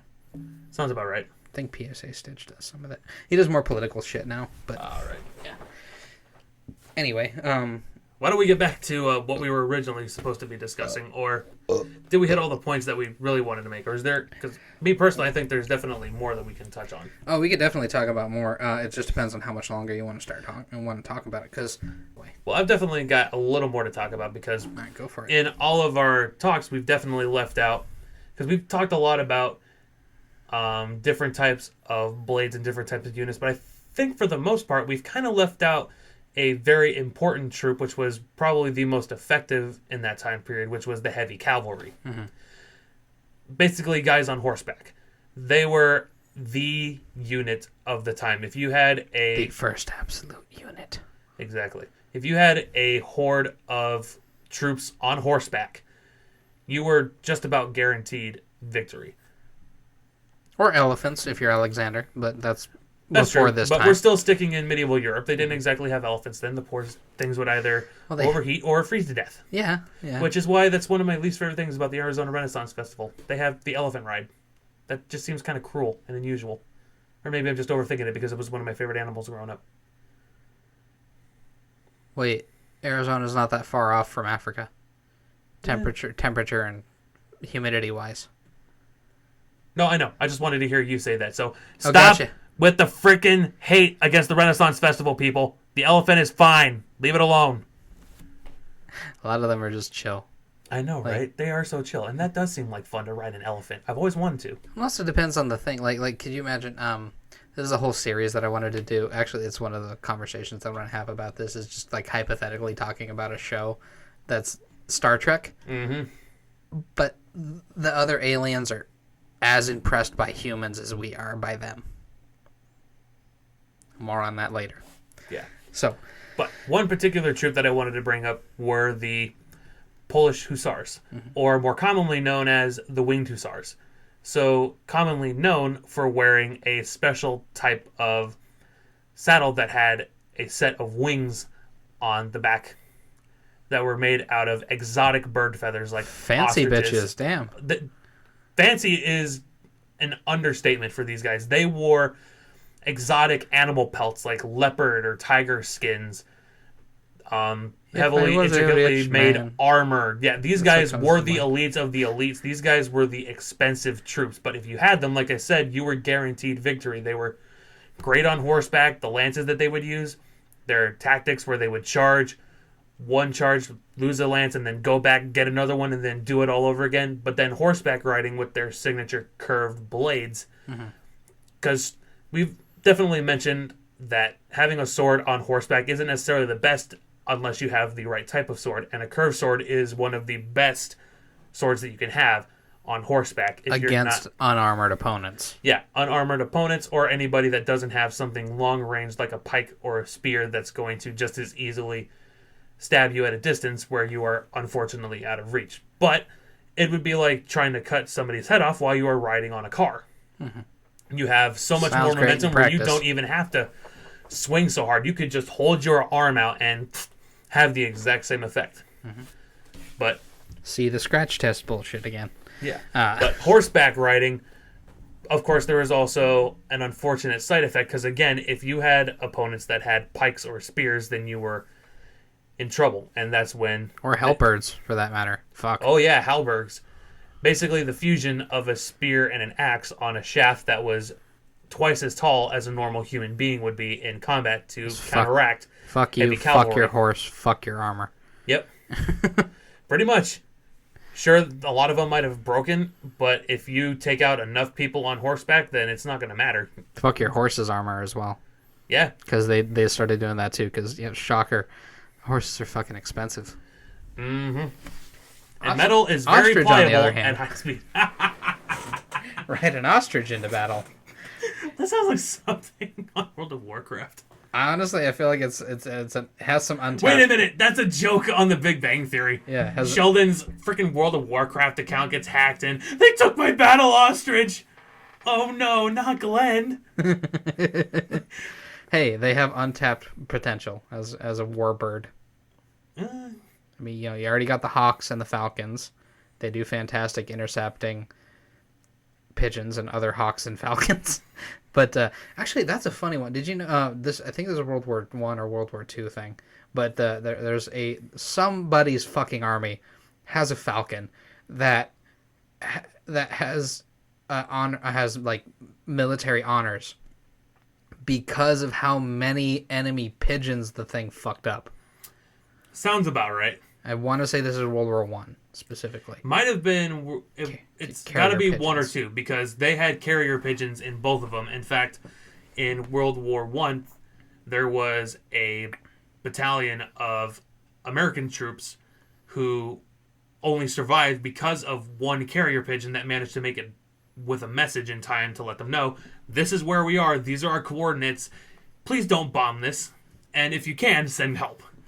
And, of course, this bird with one missing leg got high military honors. It's a bird. It does not understand the concept of, I did a great job, give me a medal. It fucking does now. That's not the point. Yeah. There's a bear that has the same honors. That's true. Because he helped them pack around a bunch of supplies and shit.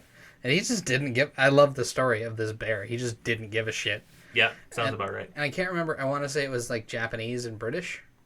I don't remember who. One of them had a goose who was an asshole. The other one had a rooster. And for some... I don't even know if this is true. But the story goes, the goose and the rooster fought. And the goose won. And because the rooster was an officer, the goose won honors for killing an enemy officer. What the hell? Really? Wow. Okay. I don't know if that story is true. I read it. I read the whole thing in one of those stupid fucking meme like fun fact things. I would not be surprised, to be honest. I wouldn't be surprised if it was true. I would be a little bit more surprised if it wasn't true and somebody came up with a really good story. Because a lot of the times that I find out is that history is infinitely more fucked up and funny than anything that we can come up fantasy-wise. Even like look at the difference between the Red Wedding in Game of Thrones and the massacre of the MacDonald family that it was based off of. That is true. Yeah. Fucked up. Anyway, you were saying about the fucking halberds.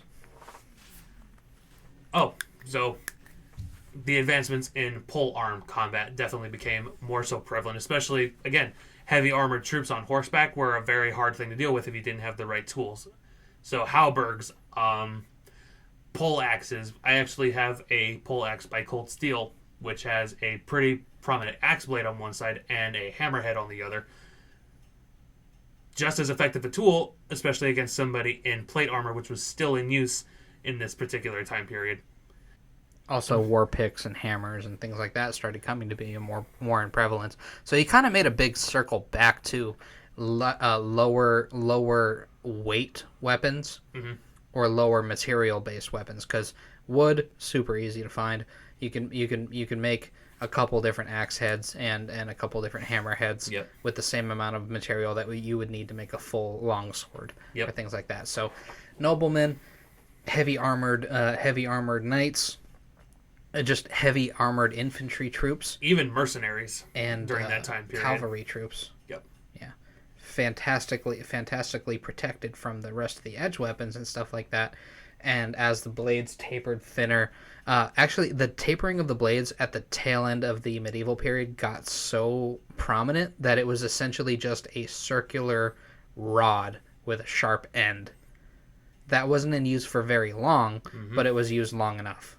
Think of it like a skewer. Yeah. And you're aiming primarily for the crook of the arm, the neck, and just for those like one or two spots that were still unprotected armament-wise. And the armor was essentially doing the same thing to combat this. We one of these things came up with in the conversation of Mandalorian armor against lightsabers. If these motherfuckers were fighting Jedi who were carrying laser swords, why didn't any of them think of coming up with a neck guard?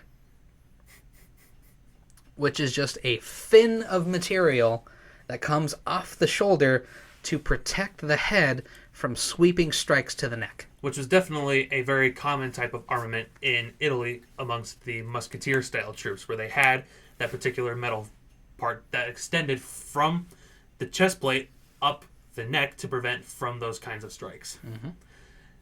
But to be fair, there's a lot of logic in combat in Star Wars that we could definitely unpack, but I don't think that's what we're focusing on right now. That could be another episode if you got time for that. But I'm going to show you the most amazing thing about this sheet. There's another one. I made more. So I'm going to add that to that topic. But I think a closing point to make to the Chad and them, they've kind of already beat that topic to death. Yeah, we could talk about that, but it's already been beaten to death. So if you want to hear more about what the problems are in lightsaber combat, check out these guys. They'll explain it much more effectively than we can. But that being said, we can still have a chat about it. Oh yeah, just talk about Star Wars. I'll talk about the stuff that I hate about the franchise in terms of writing, and you can talk about the stuff in the franchise that you dislike about the fucking swordsmanship, and then I'll talk. I'll still talk about the poor writing because you know me, I'm a movie critic. If there's a movie that I really don't like because it's poorly written, then I will tear it apart. Even movies that unfortunately are very popular amongst people, but I love Star Wars. I really love Star Wars. Yeah, I think we should make that point clear because we really do love Star Wars, but unfortunately, in the later installments, something just seemed to happen. Anything after the original trilogy, which, if I'm being honest with you, you saw what the original trilogy would have been because of George Lucas, and it should have been very prominent for a lot of people that George Lucas was not the saving grace of the franchise. It was actually the editor, and it was the other screenwriter that was involved in the project heavily that saved it from being just a copy and paste of a film made, I want to say maybe 10 or 15 years earlier, with the exact same fucking concept all the way down to the laser sword. It's not a laser sword, by the way. It's a plasma sword. Lasers are plasma. It's the difference between a laser pointer and a neon rod. But lasers are plasma. That's kind of what's happening when they're firing they're firing plasma bolts out of their guns. Yes and no. It's the difference between one of those red laser pointers or those purple laser pointers that are so hot you can set something on fire. That one's light. Versus a plasma torch. Yeah. Those lasers make plasma at the end of their light stream. Yeah, but not a full stream of plasma. Uh-huh. That's the difference here. Yeah. All right, fair enough. I concede.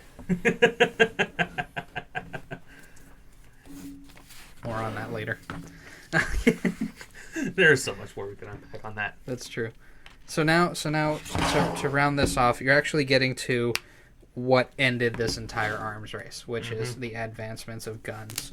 And we're kind of getting into that same advancement in materials and things like that, where guns are incredibly effective, and armor is finally starting to catch up to it a little bit. Not to the point where a full armored fucking Mandalorian suit is possible yet, but it's something that can be done. The Kevlar, the style of metal, ceramic, and woven carbon fiber type plates. Everything is being tested. Everything is being improved to try and combat the gross advancement in guns. Guns were the thing that essentially destroyed sword and shield combat. And it's not to say that there's still not any kind of edged combat use in today's culture. I mean, just basic knife fighting is probably the closest that you're going to get to any kind of edged weapon fighting. Well, that's where the legality and stuff comes to it too, because like you said, that's like we said at the beginning of this, the holy looking style blades couldn't carry that if you were a civilian. Nope. So you had to carry the falchion style stuff, the giant knife. Same thing was true in later years when guns made sword and shield combat obsolete. The swords were still around because your guns still weren't good enough for you to justify never carrying an edged weapon again. Especially with single-shot muskets. Exactly. Single-shot muskets, single-shot pistols. Even when cartridges were first introduced into the mix, most of those were still single-shot style weapons. They were great, but single-shot. But this is where it kind of kept going. So once a new advancement was made, either in the type of ammunition or the weapon itself to fire more ammunition, they started incorporating those things into themselves. So things like, well, I don't want a single shot, so what am I going to do? That's where you got chambered revolvers. Same thing happened with the advancements then of cartridges, as opposed to a single, like essentially priming the chemical reaction inside the fucking gun itself. You had that chemical reaction primed and ready to go in a cartridge that you could reload into the same gun so much more rapidly than you could reloading powder, reloading a slug, and setting a new primer. You essentially did all that stuff ahead of time. Yep. And called it good. And as a result of this, carrying armor in any form, one or the other, doesn't do you any good, because it's that same question of inertia. Copper and lead are a lot softer than steel. But at 9,000 feet per second, doesn't do you much good. Nope. Just punches a fucking hole right into that shit. And then you bleed out into your giant turtle shell. So, and the same thing was happening with the swords at this point. Swords actually existed in combat up until World War I. They were used primarily. There is a style. I want to buy one. It's at the gun show. There's a historical weapons booth there. They have them. They're like $1,000 fucking bucks a piece. Oh yeah, they are. And they did one of these on an episode of Forged in Fire. It was an all steel made infantry sword. Yep. For officers to essentially fucking kill cavalry horses. Mm-hmm. That was the last time a sword was actively used in active combat situations. With one minor exception. Mm-hmm. There was a soldier, what was his name? I gotta look him up, but there was a soldier in World War II who was crazy enough to ride into combat. I'm pretty sure he was Scottish because he used... Jack. Yeah, Mad Jack. That's the guy. Yeah, Dankula did a Mad Lad on him. Funny enough, the majority of the reason he wasn't immediately mowed down in combat was that? They assumed he was insane, and they didn't feel good about doing that. Well, anybody else, you poke your head up. Oh, I see your eyes, bitch. But yep. But you put on a kilt, bagpipes, a longbow, and a fucking greatsword, and you walk out head first into that fight. They go, I can't shoot this guy. Something's clearly wrong with his head. Who would do that? Yeah. And that's the majority of how he fucking did what he did. Now, to be fair, the sword that he was using was actually what would be technically a Scottish claymore, which was something that was remade on an episode of Forged in Fire, which is a Scottish broadsword or a basket-hilted sword. Basically, sword with that cage around the handle, but with a very wide and obtuse blade rather than a thin blade like a traditional rapier sword. Mm-hmm. They kind of circled back when... Yeah. Like, all right, well, now that I can, and that he doesn't have this. You had two options. You either made a lighter, faster blade, or you went full Rob Roy and you made a blade heavy enough to break the enemies and then fucking chop their head off. Yep, pretty much. Because it's. I remember finding this video on Scalagram's channel. He did a video talking about the distinction of what a claymore sword was, and it's actually not the sword everybody's familiar with from the movie Braveheart. Because his sword, a lot of what happened in though, Braveheart wasn't even really that accurate to history. Yeah, very much so. It Especially was the Patriot, but the for style Irish of people. the sword. Or Scottish people. Yeah. Ironically, starred the same guy in the lead role. Yeah, that's because he also wrote that one, too. Oh, I know. Yeah, it's the same fucking movie. The Patriot and Braveheart are the same fucking movie in every respect, except for where and when. Yep, pretty much.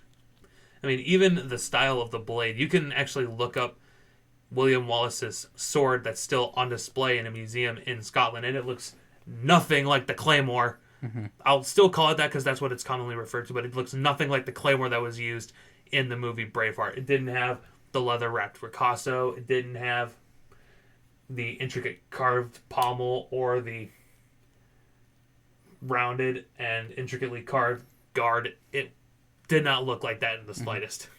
Now, the funniest thing about all of that kind of stuff for that time era is that one of the reasons, to my understanding, it was so easy for the English to dominate the Scottish, Germanic, and Celtic areas was because they were not one unified group of people. Nope, they were not. They were still fighting tribal wars. So you ended up with those types of problems where you can conscript a family to kill another family and call it good. Mm-hmm. So the English essentially were profiting from their naval pursuits and waging wars on land by conscripting people to fight each other on their behalf. Mm-hmm. So a lot of people wonder how an island the size of Maine was able to dominate the majority of the world for a significant portion of time. That's fucking how. If I found out Clan Beastie hated Clan Steady, and I would conscript, and I wanted Clan Steady to continue to not continue to exist anymore, I would conscript Clan Beastie to fucking kill them. That simple. I will give you a fuckload of gold if you kill this rival clan, so I can claim their territories, or actually, you can claim their territories. As long as you swear allegiance to the place that I'm from, and you say, "Cool, I get more land," and that's how that shit happens. And that's also one of the few things that they did get accurate in Braveheart was that type of turmoil, mm-hmm. which is why one of the reasons why William Wallace resigned his commission as High Guardian of Scotland was when their own Scottish nobles were siding with the king of the time, who was known by his nickname Longshanks. For whatever odd reason. Mm-hmm. And it was Richard the Lionheart was the Scottish man who actually united the clans to fight against the British. Or the English. That was Robert the Bruce. Robert the Bruce. They were just, yeah. Richard Lionheart was a king during the Crusades. That's it, yeah. Robert the Bruce, who was a character in the movie Braveheart, and also a character in a movie that came out on Netflix starring Chris Pine, where he was actually, he was the one who unified Scotland, but it wasn't without its consequences, because there were still those that wanted the throne for themselves. Bunch of bitches. Yeah. And then there was also his own internal conflict of whether or not he should. Is it really worth it to fight on this fight, and what is it going to cost him? And it definitely cost him a lot that he had to change up his tactics. Mm-hmm. He had to turn more into their style of guerrilla tactics. And for them, it worked out. The amount of times that has happened against the English is actually kind of funny. It is. The kind of guerrilla tactics that we're talking about is taking advantage of the enemy's weaknesses using the land itself. Mm-hmm. And when you've got a enemy that is mostly conscripted of guys in heavy armor on heavy horse, what's the best thing you can do? Put them in a situation where they're going to move slow and get stuck. And what is one thing Scotland has a lot of? Fucking mud. Fucking mud and water. Slush and swamps. And that's exactly what they used. They got them stuck in there and took advantage of it. And it worked. It shouldn't be that funny, but it's funny. It worked really well, especially in the final battle, which is a song by Sabaton that you guys can look up. The battle at Bannockburn. The final battle that scared Longshank's son, who is his later successor, to flee and lose most of his conscripts. Both, not just in the battlefield, but also through the neighboring villages as these English soldiers were trying to escape. Until you got to the time frame where, the same type of stuff was happening with the secession of Scotland, who had their own king. Yep. Who I can't remember if it was William of Orange or Dankula did a whole mad lad about this and explained a lot of the back history for it. William of Orange, a different King Louis was backing a different English king for the right to rule the British Isles and all that kind of shit. So. Mm-hmm. It's a really interesting time in history because it's a lot. It's when you started to get into all of the alliance shit between multiple countries unifying themselves to. Honestly, I think it might have been this 1,000 years of war definitely continued a lot past the medieval period. Oh yeah, and that's including a number of wars that happened within those 1,000 years, like the 30 Years' War. Oh yeah, and just the war between the English and the French. Yeah. Actually, I thought that was funny because essentially. That the joke is that entire thing can be summed up by a conversation about an apple. Long story short, the English, apple. The French, whole long sentence, 500 years of war. Like, it's a really reductionist way to look at how the conflict between the two started, but fair enough. It had to start somewhere. Oh yeah. Man, the French in warfare, they're just all over the place. Well, they're actually really good at killing and all that kind of stuff. I know. Yeah. It's just the follow-up after the fact is what kills them. Well, that most people just don't like them. True. I find it funny.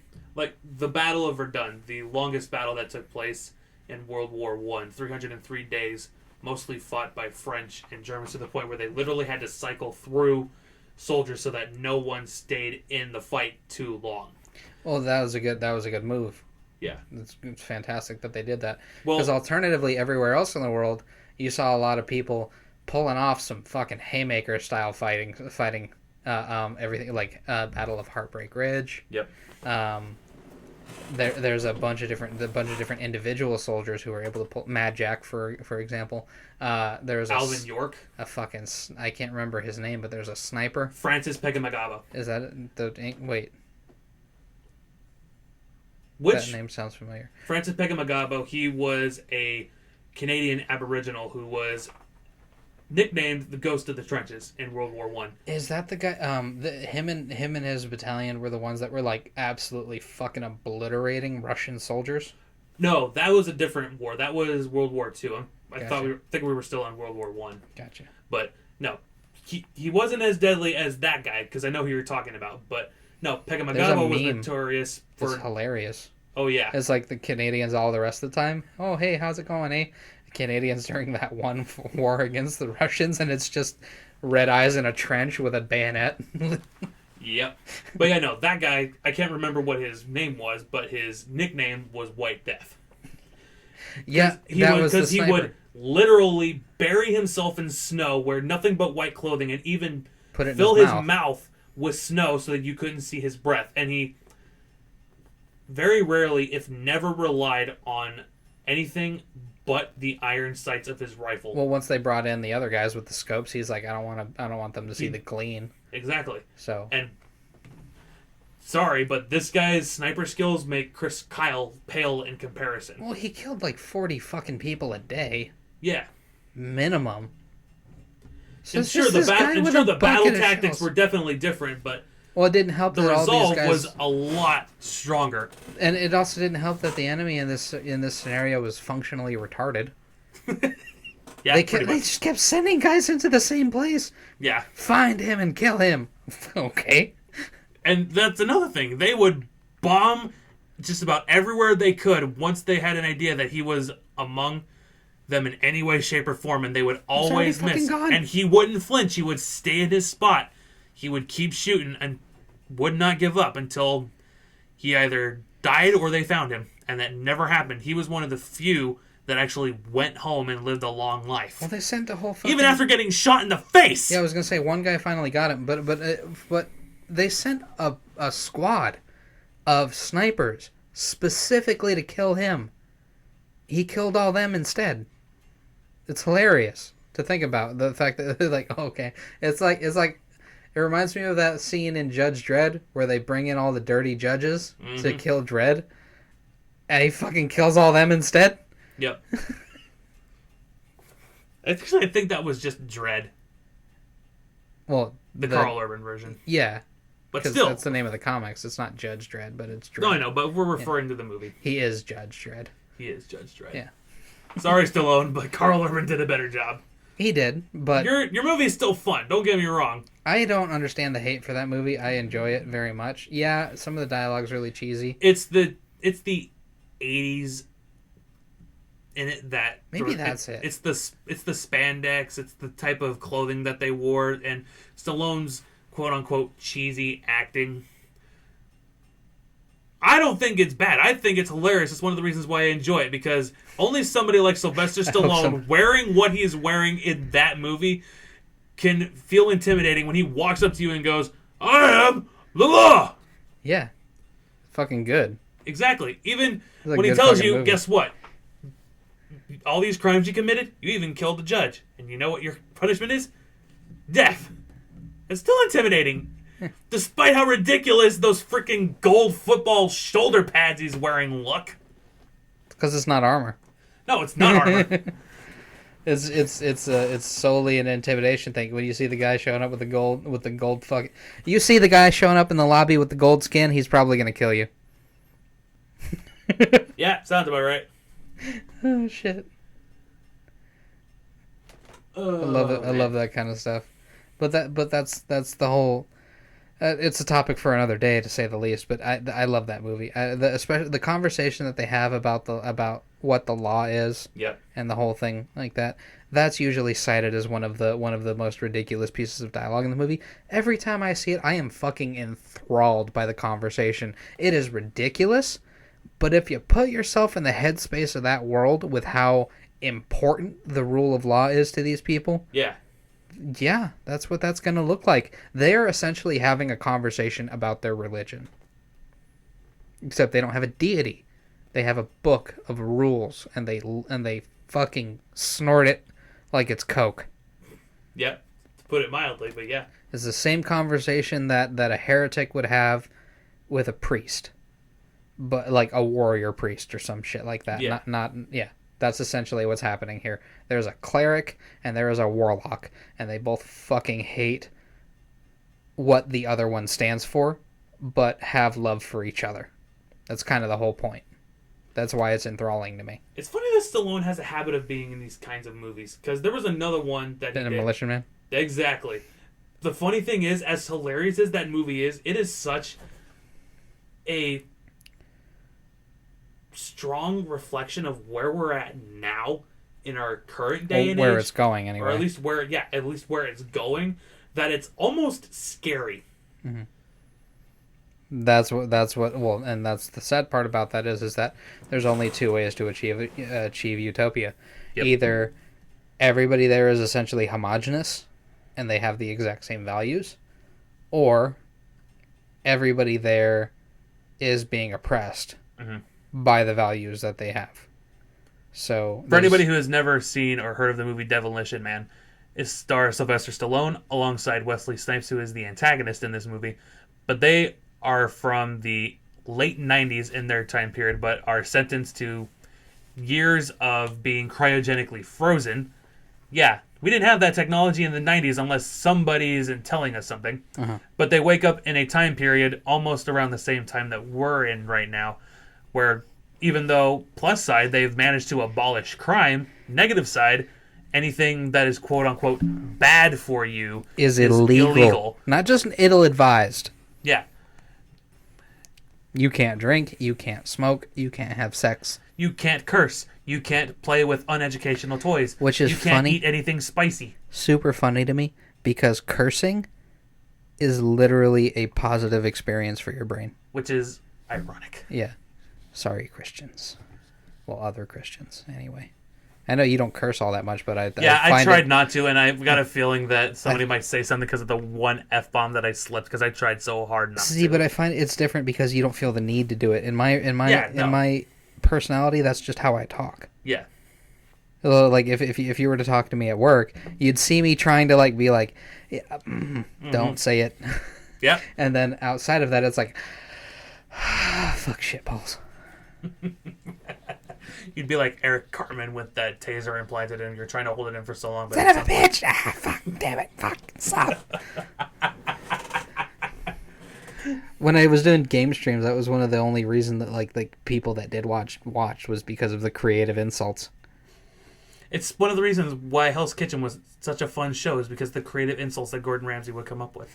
First episode of his first cooking show, he broke the world record for publicly for F-bombs on TV. I'm not surprised. He said fuck like every 15 seconds or something like that.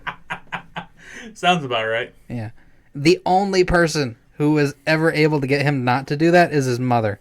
Sounds about right. Yeah. It's even she tries to reserve it a little bit, where she like it's one of the funniest little facts I've ever heard, where he's like, I heard you're going to be on this show. And he goes, yes, I am, Mom. Yeah. I'm really looking forward to it.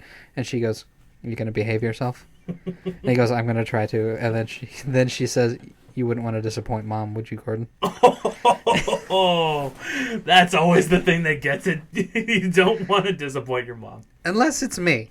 Then I'm like, my mom goes like, can you guys watch your mouths? And be like, fucking why? Because it's disrespectful to your mother. Like, I heard you cussed yesterday. Yeah, no. No, your mom, I always try not to cuss around. She says she doesn't care, but I still don't want to. Yeah, my mom has that effect on people. Because, well, I mean, fucking... This is hold on a second. We kind of trailed off of our medieval talk after that point. Yeah, we did. So I'm gonna have to change the title of this thing to like medieval weapons and arms and like whatever else, plus extra shit or something like that. I don't know. We'll call it that. But anyway, this was a quite lengthy conversation on the primary topic of medieval armaments and a little bit about the history that went into that, but mostly just a fun conversation. Hope you enjoyed it if you made it this far into it. Dan, any closing remarks? Oh, fuck. What? Beastie, any closing remarks? None. Otherwise, you can continue to follow us either here on YouTube or on our TikTok accounts. If you can follow him. I don't care. Go fuck yourself. I try. I'm sorry. I don't know why you do. I'm an asshole. Like, I showed my mom how I ended the one that I talked to my friend Nick, Yeah. And she's just like, really? And I was just like, yeah, I'm kind of an asshole. Well, I won't tell you to do that. Instead, what I will tell you to do is if you want to hear even more medieval talk, I definitely recommend the channels that we had brought up at the beginning of this video. Scalagram, Metatron, and Shadiversity. You'll get so much more medieval talk from those channels and some in-depth demonstrations, even some collective ideas if you want to join me in the crew of people that own weapons as a hobby. Actually, it is a fun thing to collect. That is a fun thing to look into. It's just fun. I'm trying to convince my stepdad to let me open like an Etsy store too, so I might be selling some of the stuff that he and I make on there. But actually, you know what? You brought up a really good point inside my own head. Your mom's probably going to listen to this at some point, so Mama Beastie, I hope you have a lovely day. Thank you for everything. And Mom, I want you to know I tried as hard as I can not to curse. I did not. And I think I only did it once, and I am so sorry for it. We'll see how many times I edit stuff out. Bye, everybody. Deuces.